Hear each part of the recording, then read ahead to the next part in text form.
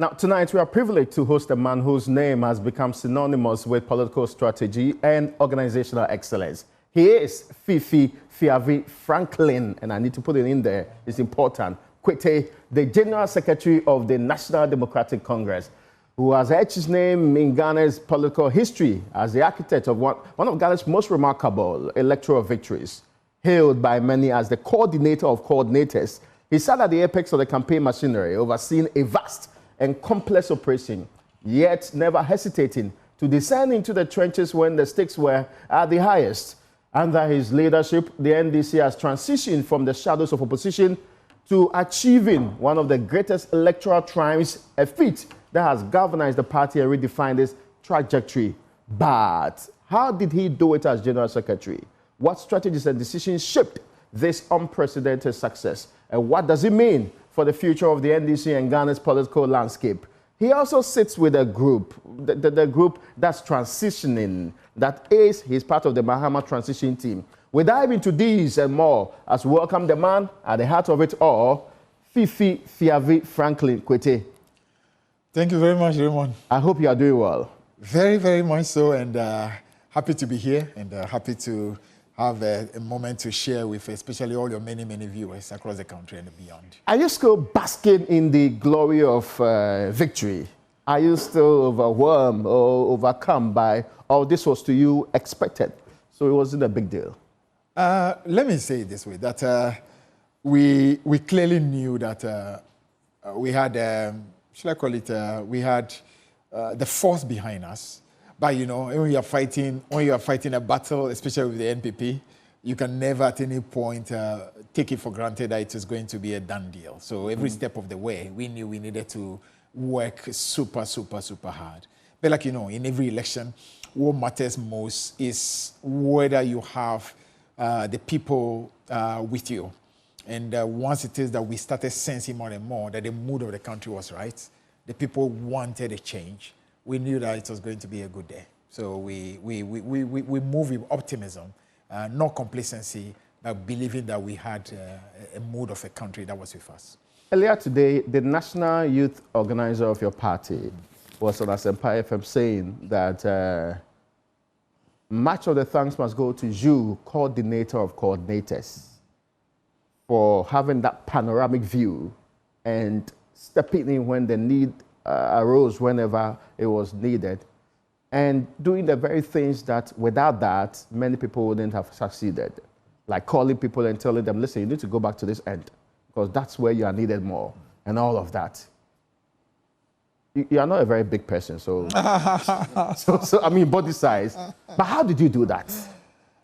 No, I think generally it should, for me, let's say it this way. I'm naturally a very passionate person. And honestly, I have deep love for two things, for the country and also for the party. Okay. So for me, I would say effectively it is just that's deep passionate love for country first and also for party. That's really what it is. And once you have that, you always want to make sure those who are best placed for roles are allowed to play their roles. Okay. Often the shenanigan happens as a result of what I call the kind of pettiness that wants you to have only people who are aligned to you to be in a place. If somebody is not working the way you like it, you don't want him. That has held back organizations. And one of the things I wanted to make sure everybody knows is that, listen, we just want the right thing for the party. And the party itself must appreciate that our business is to work hard for the sake of the country. So I'm sure if you listen to my conversation often, even at the very final rally of the party, the very final word I said is that NDC must appreciate that this reset agenda is not just about taking MPP out. It's about the charity must begin at home. And you are going to hear more of that. If NDC guys think that we've worked hard and taken MPP out, and therefore it's time for people to do exactly what it is we have campaigned again, then that's when they're going to realize that the general secretary you have this time is a totally different general secretary. Because for me, the country is far more important than even my party. And we'll make sure the NDC at every level appreciate that. But as I said earlier, it's all about ensuring that people who are capable of doing it are given the opportunity and supported. Some people will say, no, you didn't vote for me, therefore I don't want you. Know. For me, that doesn't work. You can actually be somebody who campaign hard against me. You are capable of doing the job. I want to give you every support I can. And that cuts across, whether it's branch level, constituency level, regional level, national level. It's the same. So I feel that natural passion for things to be done well is always number one. It means that people feel confident. They know you are fair-minded. You want things done well for the party. They trust you that if they deserve to have an opportunity, you make sure they have the opportunity. And every support that they need to be given, you give them that support. And it's nothing to do with, oh, I like this one more. No. Even some of the people, in fact, some of the people who have been even given the greatest opportunity will be, for example, someone like Otokono, who actually was one of the people who contested. Yeah. He will tell you, 100% support. There's no thinking twice. You can do it, let's go for it, let's get it going. And with that, it galvanizes everybody. Naturally, in every political party, you have all kinds of turf game. And also interest. Territorial interest and all that. But when people start realizing that, listen, there's no territorial business with you. You just want it done for the sake of the party winning. That's all. When the party wins, there's an opportunity. Conversations can be had. But between now and then, let's just focus on making sure. I think generally that is a spirit that help.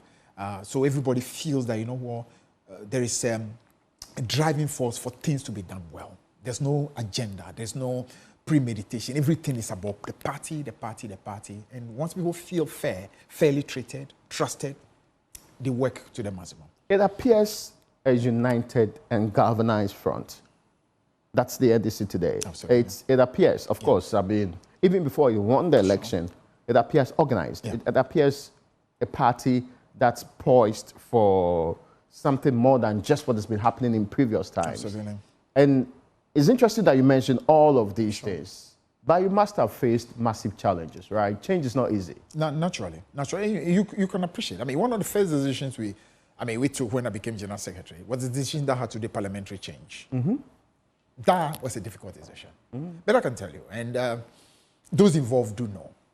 My own brother Haruna, for example, he does know. And he's known me for a long time. Yeah. We've been together for ages. From 2001, together we started a youth forum, battle in opposition until we came back to power. And he's always known me. For me, things are never personal. It's always about what we believe at that material moment is the best interest of the party. It's nothing personal. And that same Haruna knows that any opportunity that he, for example, needs to push, that he best deserves, 100% support you get at all. So once you show that kind of leadership, initially you see people who are not happy. Okay. It's human. Because it's human. There was a lot of backlash for it. Naturally. But over time, once the person starts to realize that, no, there's nothing personal. It's not a personal thing. It is simply being done because in the light of it, some changes needed to happen. And change is always never bad.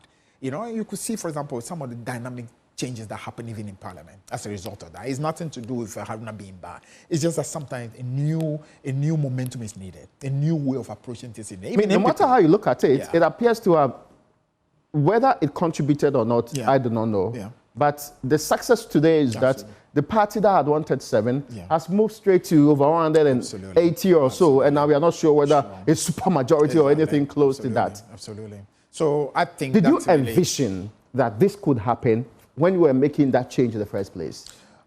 One thing we knew for a fact is that we needed to ensure that Parliament had done a good job. From 2017 all the way to about 2022 when I became General Secretary. Now, we had 2 years to go, and we felt a new dynamism was needed. Some kind of realignment, which also is regional in nature, needed to happen. Remember, one of the explanations we gave is that there was a need for us to be looking at it also in terms of places which were considered to be, how would I call it, swing regions. True. We want to put them in the forefront. So Atuforsen from swing region, central region, as minority leader, deputy from western region. Very, very important consideration. We kept Bronga Hafo there because we wanted to have that. So, but people felt it was so personal. And I've always said already it was never a personal thing. So these considerations were important. And also the nature of the work that had to be done over the last 2 years, the fact that they became much more aligned with the party, True. The leadership in Parliament worked closer to the party leadership to ensure that we push the agenda together. I think it's all been part of the history-making effort. It is the view of Alexander Afenyomakin, earlier he expressed it on the Super Morning Show, that one of the most difficult things he had to do is getting the minority in Ghana's parliament to agree with him on anything substantive, because when it reaches a point, they say the party says this is our position. That's right. And they stick to it 100%. Yeah. You know, I've been in parliament myself, as you know. There are things that are done in parliament, and sometimes familiarity does things that is not always in the grander interest of even party and also a country. And so one of the reasons why that change needed to happen was that we wanted to take a bit of that familiarity away. Okay. Bring in a new leadership that is not the same familiarity. Because then you cannot do some of the things that you normally, you know, if you and somebody have worked for a while, sometimes you kind of look into each other a bit. Oh, it's my brother, so you have to. But when it's a new person, it's not easily the same. And of course, 2014 and Boa together with a chief whip clearly knew that, listen, if Haruna Idrisu, who is virtually a veteran in the game, can be moved, then you better be careful not to do anything that's going to incur the wrath of the party and all that. So naturally, that changed the approach a bit. So, and I think that was important. But in engendering democracy, would that not be problematic? That the party representatives in parliament are completely beholden to the party outside? It will bring a problem if the party outside were not very interested in the country. Okay. And what we've told them all the time was anything that truly is for the interest of the country, don't go against it. And you know, the result on December 7, that's tell you what the people of Ghana felt generally about the tenure of the NPP. True. And so you could feel it. So some of the things we asked them to stand against were things that we felt generally were not in the interest of the country. And we say, on this one, don't go with it. And as you appreciate, it's not just even the MPs that do. They have all kinds of, should I call it, business people who have their own interests, and whose business people were controlling things at even a level of leadership. And we don't want that. We don't want our leadership to be beholden to businessmen who feel they had their own agenda and therefore are able to literally manipulate their way both on the majority and minority side. We say, no, we don't get to allow. Those businessmen will make effort to come and see at the party leadership, but I can tell you that also changed. Because as opposed to maybe in the past where you could easily find your way, no, you won't do it. The country's interest, the party's interest, number one. Because influence happens across the board. Naturally. It can go to the party. Naturally. It's not always in parliament in office. That's it. No. Often it's done on both levels. Oh, okay. It's done on both levels. You try to get it first at the level of governments, then you try and get it at the level of the party as well. But when you start putting the interest of country and party ahead of any other consideration, naturally things change. The kind of conversation that was easier to be had in the past, now you can't easily have that. Because you have people who say, no, we are going to ensure. And I can tell you, the same thing is going to happen in government. And I'm serving notice to all these business people who believe that somehow, over the last several decades, they've been able to control things, using their power to manipulate people in government, in opposition, political party. The interest of Ghana is going to remain paramount. We did not win this victory to allow for a few business people to think that they can continue the kind of thing they've done over the last several years in this country. That's not going to happen. That will not happen. And notice is served. It was a heartfelt caution I sent out right where you are seated when John Dramani Mahama won, that at least we should depart from where the country is beholden to a few. Absolutely. Regardless of who is in power, they are powerful, they are controlling, and they get to keep their pace no matter where we are as a people. Absolutely. And I'm happy that you are, but is the entire party in sync with this thinking? The party will have no option. They have to come along. Because, you know, if this party does not realize that this victory is not just an NDC victory, because as General Secretary, I'm humble enough to appreciate that, listen, this victory goes beyond NDC. This is what you call a voice of the people. The masses is a revolution that is happening in Ghana. And it's a signal that it's not just about party. People want a real change to happen. And somehow I would say we were aligned in choosing even the theme of our campaign, which is to reset Ghana. We were indicating that we appreciate that this is beyond just partisanship. This is a call by a nation for a change in the way we've done things. Now, if NDC, both the leadership and the broad membership cannot appreciate that this is about the will of the people, and therefore we cannot come and do business as usual, it means that we as a party, we are actually even far worse than NPP that has just lost. So we need to be conscious and therefore remain always conscious of the fact that this is a people's power, and remain in tune with that and ensure that we do not go back to business as usual. We will continue to serve that notice at every. I'm happy about one thing. John Mahama understands that. Oh, okay. And once the leader understands that, the job gets easy. When the leader himself doesn't understand, and then it's a problem, because it means, therefore, even when you are making an effort as the CEO of a political party, once the leader can then be easily convinced to do otherwise. True. But if he understands it and see that this is a God-given opportunity to leave a legacy and set a platform that will be a new paradigm for the country into the future. And I say this with humility, understanding that MPP will remain a viable political party in the country, and we need it. We need to always be conscious that both the two big parties must have a reset on our own. Let the challenge now become a better NDC versus a better NPP for the sake of Ghana. Okay. And that will be what the country is in. But some people are yearning for a third force. I mean, there's nothing wrong with a third force per se, but you know what? If you've gone through 32 years of this practice, and every step of the way, the country there so that we are not happy with you, we go for you. We are not happy with you, we go for you. It simply means that all the country is asking for is that go through reform so that your parties, the two parties which have become the two viable vehicles, will be better for the sake of our country. And I look forward to two political parties that are both patriotic. Unfortunately, MPP carries the name patriotism, but haven't really demonstrated that level of patriotism. We, as you know, our anthem, actually, which was actually before even MPP was formed as a political party, says, "Arise, arise for Ghana, all patriots of the land." So we have always felt that we are patriots as well.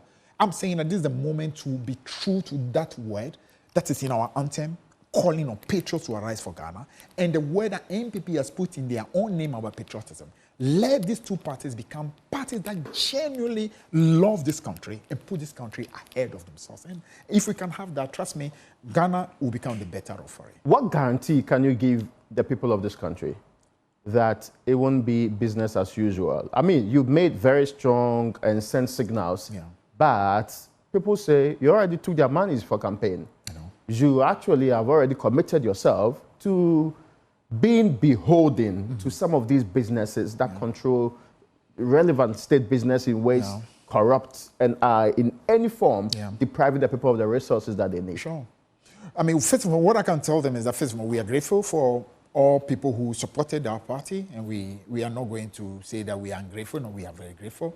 But we do appreciate that this victory is beyond individuals who sponsored our party. This victory, first of all, is a victory for Ghana. It's a victory for the young people of Ghana who really wanted to signal to the leadership that we want things done differently.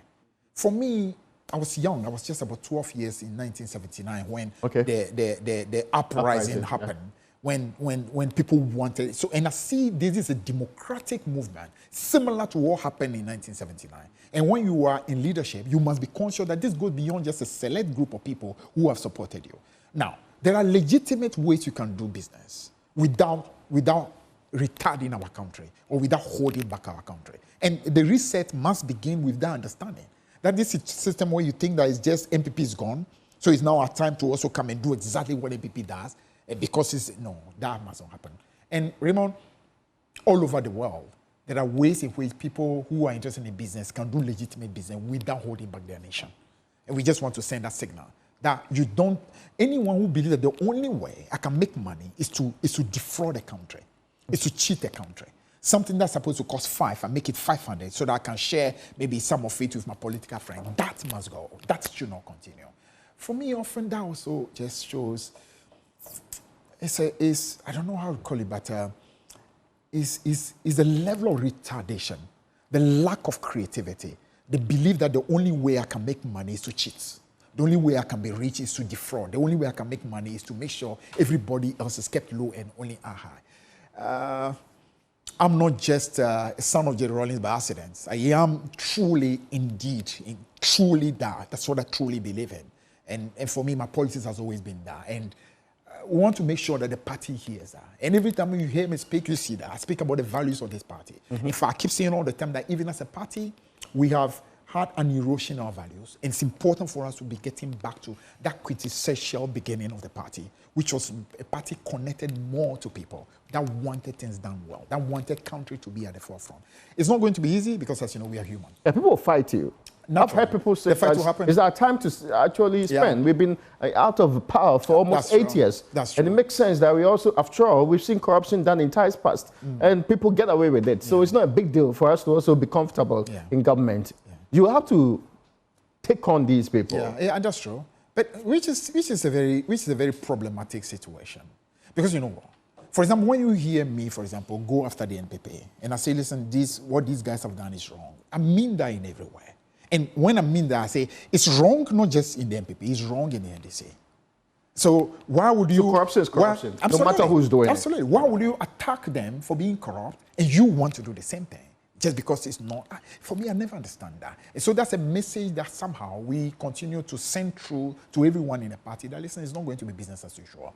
You may not be happy, but the future of our country is far more important than making you happy. This victory is beyond this party. We applaud every single thing that every member of the party has done. We applaud you, but we should remain humble to appreciate that this victory is about Ghana. And that's taking Ghana along with us. Because at the end of the day, what brings the greater satisfaction? To be able to deliver the things that ordinary people want. It's not a lot that people want. Young people, they want an opportunity to be able to... They're not even asking you for should I call it, handouts. No. They just want an opportunity to do something meaningful. To make their own money. To make their own money. To have live meaningful lives, yeah. And it's not too much to do that. I mean, to for example, to leverage government expenditure to supporting what you call product and produce made in Ghana. It's not difficult.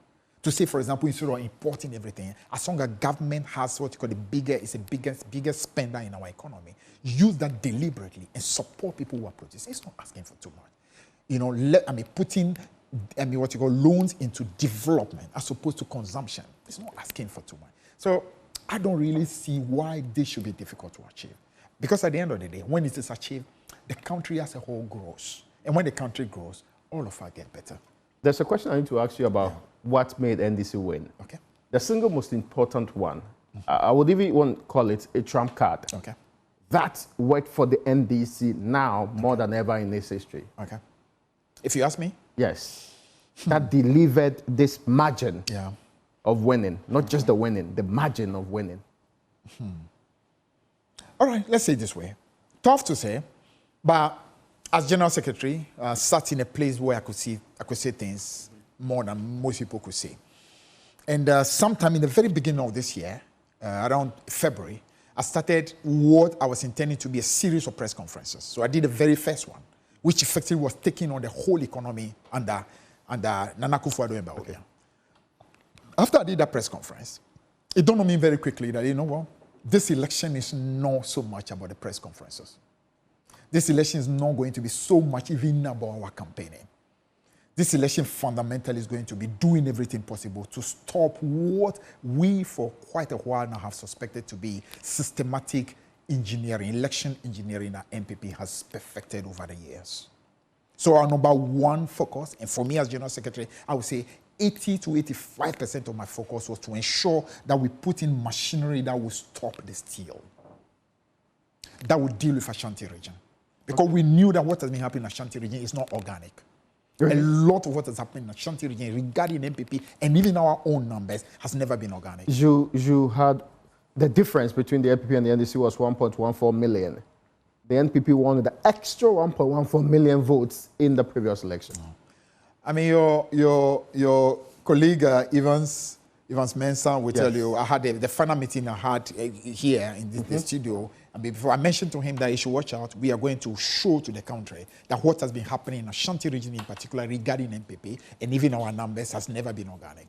And I would say, if you ask me, the single thing that drove this election, as far as I'm concerned, General Secretary, where I sat, it was not so much the greatness of our campaigning. It's not even the fact that we mobilized our people across, but the fact that we had what you call a very laser-focused project to ensure that the stealing is minimized, that we ensure that our votes were totally out. We mobilized our people at different levels to ensure that organically we could deliver. That, I would say, was the single biggest reason why we won. That's interesting. I mean, how was that manifested? You're asking the demonstration of it? Yes. You saw it, I would say, effectively. It had to do especially with the whole election directory for the party. There were changes there. Absolutely. Absolutely. Very critical changes. And in Omani Boamam, we had a colleague of mine, former colleague minister, And I clearly knew his level, his quality, his dedication, his passion, his meticulousness. So that was so it made my job super easy because I didn't have to do too much because you had somebody you know would make sure. And of course, you ensure that you created the opportunity for absolute, what you call focus to be given to this project. The training agenda of every single person, several things that happened. And ensuring, for example, for the first time, we're not just allowing just anybody to be an agent. The kind of training they had to go through. They had to do exams to ensure. We had to sometimes even look at the marking scheme and write exams. Oh yeah. Say, to be a pulling agent of the NDC. Oh yes. A job that you are not paid to do. Absolutely. Okay. Absolutely. So I would say 80% of our attention as General Secretary was on that. Because we knew that was like the heart of the matter. Once you got that right, you are good to go. Because, the mood of the country was already a very good mood. I've been in several elections and I could feel it. 2008, I was in the heart of things. I was then in charge of communication. True. We needed to do a lot of work campaigning because we needed to change a lot of minds. This time around, no, the minds didn't need to be changed. The minds were ready. Okay. The minds were ready already. But we needed to still do the legwork. So John Mahama was leading his beautiful campaign. Prof. Nana Jane was doing very well. All the party led by the party chairman, myself and all, we led different. But those needed to be done. But the real critical thing that needed to be done was election engineering. And we needed to make sure we got that right. And it was perfect. You mentioned that point. Now, Dr. Mahmoud Bawumia believes that the NDC basically had a slight increase in its votes, 115,000 votes additional compared to 2020. But the NPP dropped by more than 2 million votes. To him, it is they giving away the election and not because their people did not, in their own words, come out to vote and not the NDC winning the election. What I will tell you is simple, that he should actually be thankful that a lot more people did not turn out, because then the margin of defeat would have been absolutely worse. No, he believes that these people voted for the NPP. It simply means that he's not even making an effort to know the extent to which this country just wanted to humiliate him and together with his government and punish him and expose him. It would have been far worse. So people literally stayed away. You're so bad, we don't want you. If we decide to go, they would have come to vote against you all the same. Because the mood of the country, as I told you. Listen, this election was actually even beyond politics. Huh? They say you engineer. There are spiritual dimensions of it. In fact, on the eve of that election, I normally put stuff on my status. And one of the things I put on my status is that this battle is a battle between the soul of Ghana versus the NPP. And I said there's only one way. Also, because there were men of God purportedly who had also indicated that the NPP will win the election. I know. You can understand. It's normal. It's normal. I mean, they will say what they will say. These are also spiritual people. So-called spiritual people. Okay, you insist. So-called spiritual people. Yeah. Anyone who truly was spiritually minded knew that the hand of God had long departed, off the NPP government.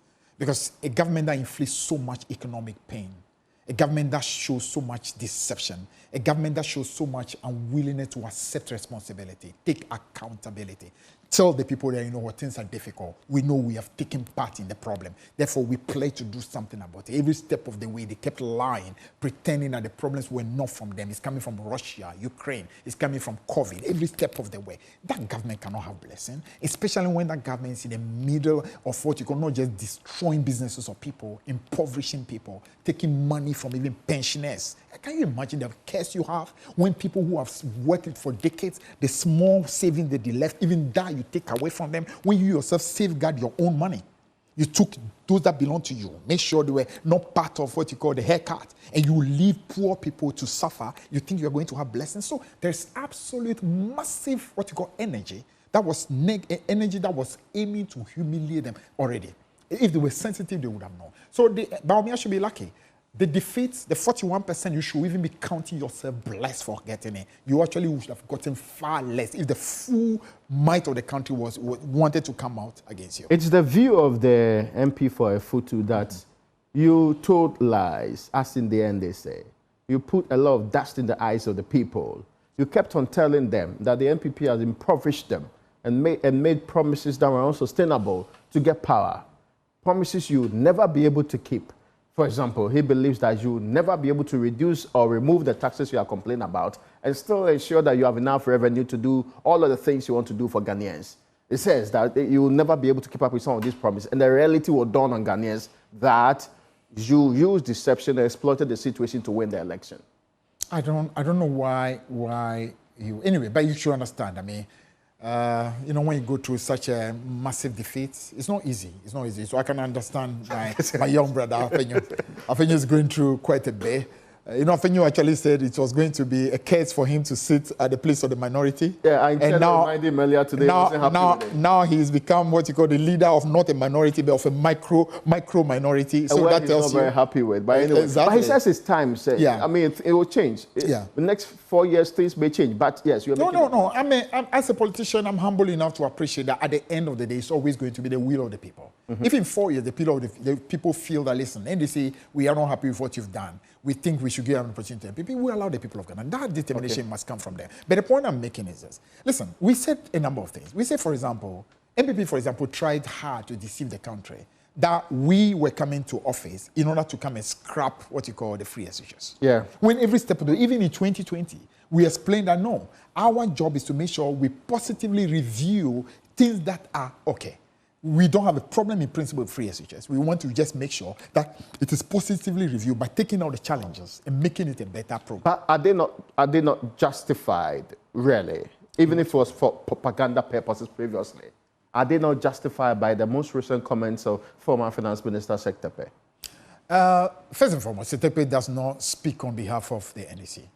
Whatever he said is his personal opinion. And I called him and told him that don't go and put in our statement as if you are speaking on our behalf, because we have not asked you to go and speak on behalf of the party. Really? No. Whatever he said is his He's a former finance minister. And so it doesn't matter.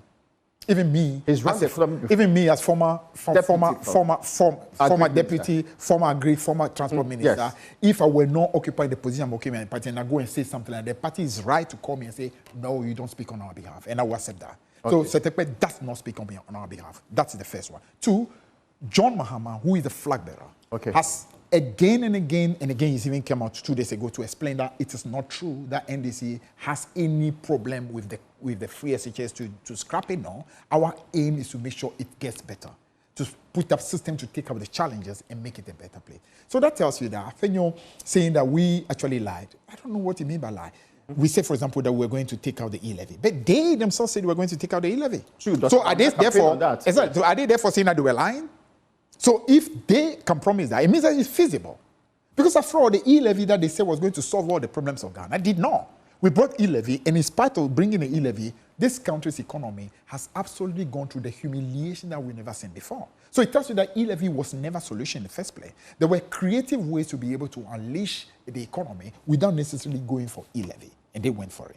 So there again, I mean, very soon we'll be in a position to come out with our, should I call it, economic and financial policy, and they will see whether we mean it when we say we are going to take out some of those policies and bring other policies that will be able to bring relief to our people. The reference has been made to the millions of Ghana cedi and also millions of dollars that we will lose by actually removing the e-levy and the other promised tax bills or tax acts that we said, you said you were going to remove.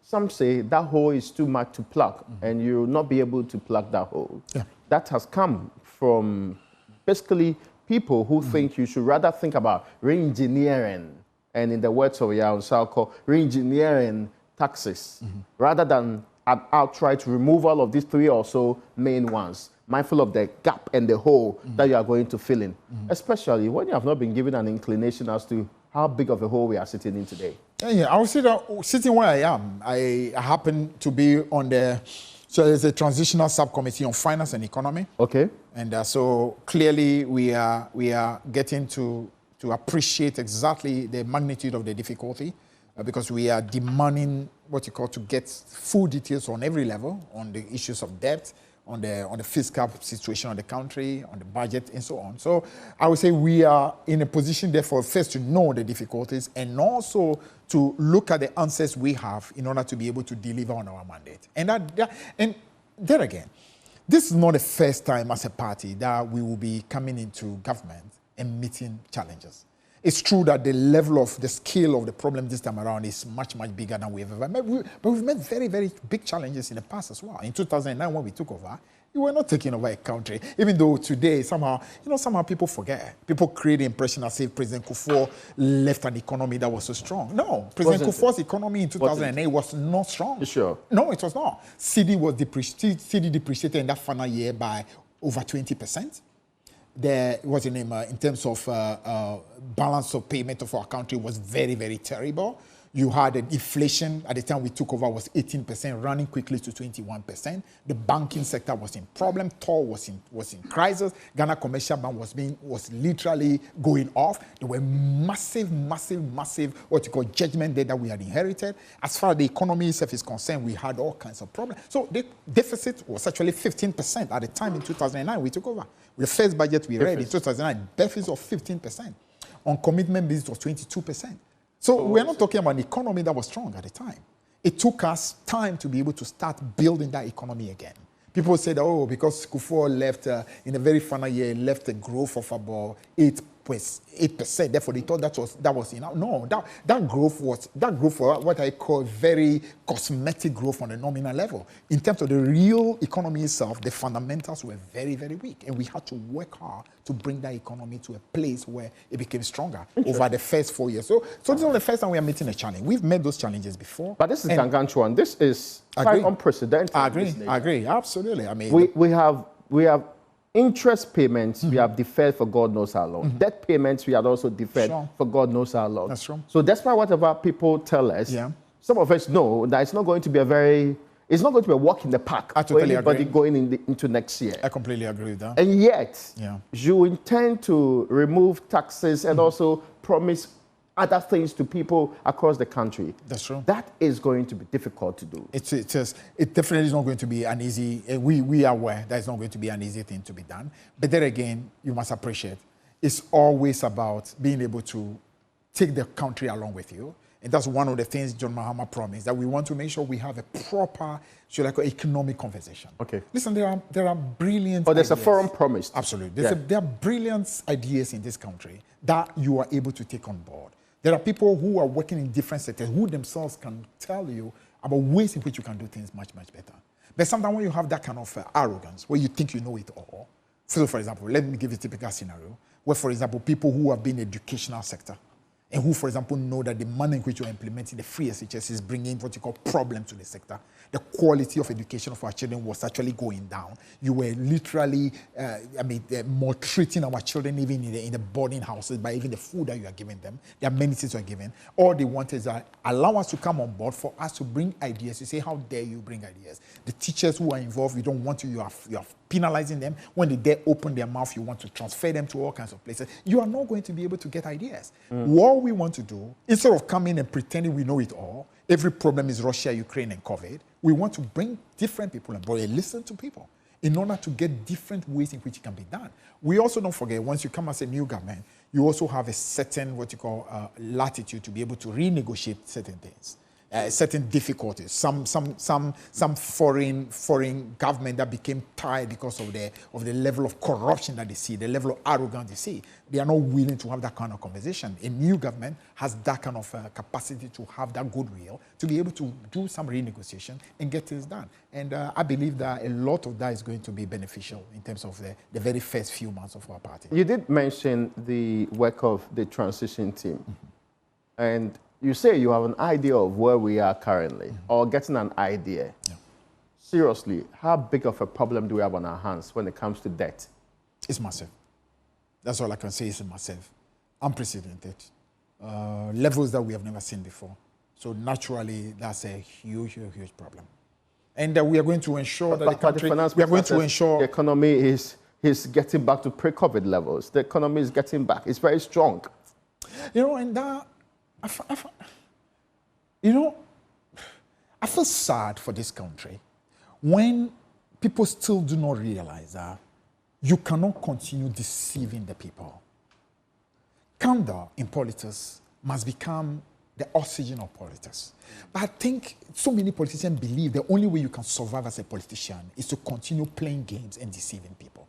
The ordinary people are not stupid. It is better to let people appreciate the real challenge you face and acknowledge that, listen, in these challenges, I could have done better than I've done. That doesn't kill you. But somehow, our friends believe that throughout these 8 years, all you can do is to just throw words, throw slogans, and then somehow the problems go. How can you claim that this economy is resilient? An economy with the levels of debt that you have, how do you call it resilient? The second quarter GDP. Say because you have inflation that has inched down from 50 down to 20, even that is going back, you call that resilience? But the second quarter growth rate was 7.2.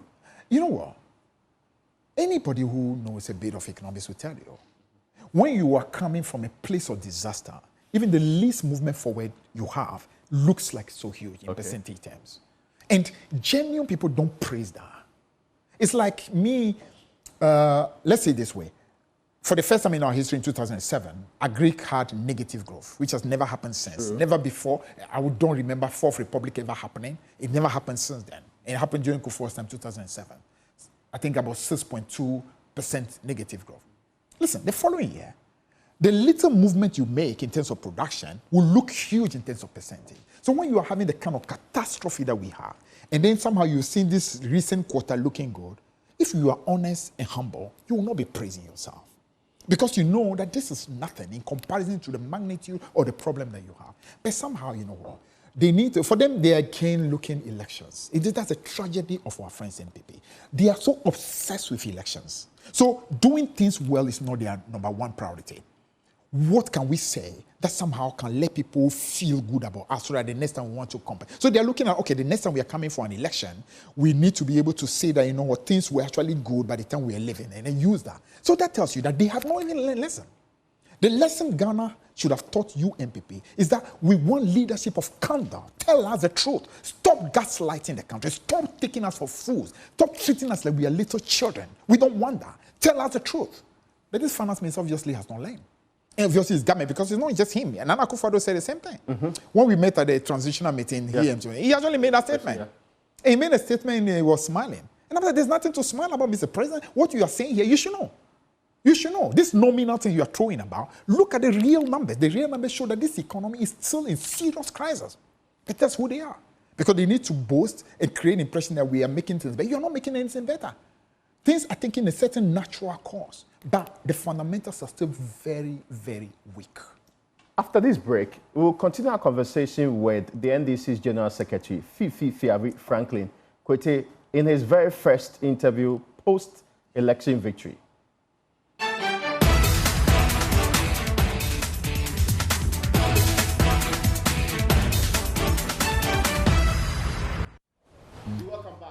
My name is Raymond Alcoa, and tonight we'll be having a conversation about how the NDC won the election. From the man who sat on top of it all and saw with a panoramic view what was happening on the ground. And actually, when the need arose, he jumped straight into it. And there were times that you could see him in the voter region. I'm not sure what agenda he was pulling up there, but going there to go and campaign, even though coordinator's job had been to sit up there, but still he was on the ground. We moved beyond merely winning the election. So talking about what the NDC will do when it comes into power from January 7th, and he's been making some value-laden comments that will get you thinking if you just join the conversation about if you really, really feel that this is a time to make money, this is not a perfect place to be, and businesses staying away, and who speaks or does not speak for the party and all of that.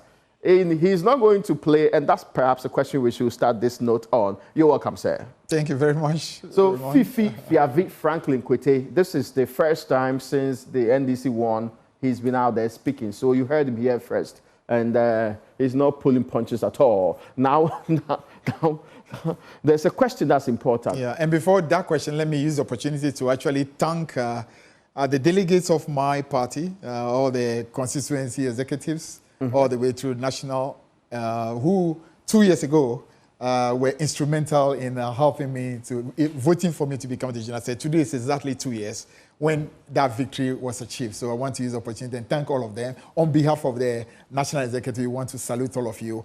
That victory was the beginning of this greater victory that we have seen come December. And I recall, just around this time, we were sitting on TV, awaiting the final results, everything going into the next year, and all of that. Oh, it's been a while. Time really flies so quickly. Yes, 2 good years. Absolutely. Well, some people thought you would not win that in the first place. So I know, sometimes, right? yeah, they were not sure. They said you had retired from politics. They said you are disinterested. But you came with a bang. I know. And it doesn't appear you are going anywhere anytime soon. Oh, let's say it's always the will of the people, isn't it? As long as the passion for country and party will continue. So whichever way, whichever area, for some of us, let me tell you the truth, is never an obsession for a particular position. We just want to find ourselves to help wherever. People don't know. It's not like I even had a long-term plan to become general secretary. No. A moment came, I just felt it was the time. Yeah. I needed to get in there. Because we knew that people who have planned for a long time. Exactly. It was just. And you appeared not to be on the list. No, at all. That really was no. But I just felt that moment was there. And when the people call for it, you respond. And the motive must always be a pure motive. When you have a pure motive for your country, for your party, things fall in line at the right time. You are on the transition team. Yeah. You are in the subcommittee on finance and the related ones. Sure. Now, there is a matter of transition that's important to everybody in this country. Mm-hmm. Why are you interfering with the government of Ghana, recruiting people, making payments? Why are you threatening people that when you come, you are going to reverse what you consider to be some of the last-minute payments we are talking about here? Okay. President Akufo-Addo still has the mandate of this republic to rule to the seat also. Mm-hmm. Yeah, I mean, Remo, it's true. But it's coming from a very sad experience that we went through in 2009 when we took over. Okay. We took over and, you know, I was privileged to be Deputy Finance Minister. And I can tell you, the biggest problem we face as an economy was actually not coming on the back of things that we ourselves had done when we took over in 2009. They came as a result of certain very final decisions that were made by President Kufuor in 2000, and let's say in the last moment of his tenure. And those decisions, I will tell you, were done, and they became a real bottleneck, a real albatross that we had to live with. Didn't you do the same in 2016? No. As for example, you know, we was appointed in 2016. Yeah, but it's no appointments. I'm talking about decisions that fiscally can destroy a nation. Oh, okay, I get you. You understand? Decisions that would destroy a whole nation's what you call a financial capacity. True. Those were the things that were done by President Kufuor. We supported by his people. And that's the message we are sending. That, listen, don't take those decisions. At the level of transition, we had a conversation. And I can tell you that the Chief of Staff, current Chief of Staff, agreed together with the team that, listen, okay, this thing that you said makes sense. Let us have a convention. But the information minister says the information minister is lying. And I feel very disappointed. Again, I tell you, I can't even understand it. You know, and I don't want to be sexist here, but let me just say it this way. I can appreciate when men lie, but when women lie, I don't understand it. Listen, this country should not reach a level where women have reached that level of degeneration like we saw this Minister for Information do. I was so totally disappointed. I felt absolutely outraged. I felt ashamed for her. You lied that badly? You know, I wish Rollins was still here. Rollins often will say that, let her come with me to my village called Nogopo. I'm telling you, she will not repeat what she said. She will not, because she knows what she's doing. It's a total fabrication and a lie. And she knows it. And to have this person as information minister, I feel sad for Ghana. No wonder MPP has suffered the humiliation it has suffered because of people like you. Let's be clear, what was agreed on? What was agreed on is simple. That we will make sure that things that have capacity to affect the nation on a fiscal level, especially decisions that literally can affect a future incoming government, let it be brought to a transition. Let us go through it on a case-by-case basis so that those we know will not have that consequence, will let it go. And those who have that consequence, we don't let it go. That was what was agreed. agreed not just on the Friday, but even when we came on a Monday, we were going through the minutes, we again accepted that. And so there are minutes that for me to hear her actually have the audacity to lie to this country after the defeat your party and your government has gone through, you have not learned any lesson, and you will pay for some of these lies that you are telling. So what's the way forward in dealing with this matter? It's simple. The same thing. We are saying that it's true that you still have a mandate up to 6th of January. But you do not have a mandate to commit this country in a way that becomes deleterious with an incoming government. Beyond the period. And after, but they say these are things that they have already made provisions for in the budget of 2024. You know, so it's still within their fiscal period. You know, you very well know. I've been in the finance ministry and I do know that the fact that you have something in your budget at the beginning of the year does not even mean that you actually have the capacity to make it happen. There are so many things that you put in budget, but sometimes by July, you know that you cannot do this because what? Your resources are not enough to get it done. Why do you think in 2009, when we had so many areas? So, for example, let me give you a typical example. So we have the Gang of 4 roads that were started by President Kufuor, and there was not even one CD provided for any of those roads. We literally had to come to power and now look for money to build every single one of those. Why on earth will you do a thing like that? If you care about your country, you don't do that. If you care about your country, you don't set up, for example, a single spine salary policy that was taking what you call the annual money that we spend on workers of Ghana from 2.5 billion and jump it all the way to 8.5 billion. You don't take that decision. I need to wrap up on this conversation, but are you willing to leave the General Secretary position and be a minister? No, I'm going to remain. Listen, this party is critical. This party births government, and I'm going to remain in the very heart of this party. Why? Because the reset must start with the party. The party must be able to let the government at any point know that, listen, this mandate was not won for things to be done like how it has been done over the last 8 years. And some of us want to remain right in the heart of the party and ensure that the very original values of this party are brought back. For us to constantly remember Jerry Rawlings, to constantly remember Kwame Nkrumah, remember Kojo Chikata, remember Prof. Mills, the people who really set this party into process and had certain values and certain dreams, and ensure that this party rises to that level again. Fifi Franklin Kwetey has been my guest. Many thanks to you, sir. And we should do it consistently. Absolutely, now that the reset agenda is on board. I promise. Many thanks to you also for joining today's edition of UPfront.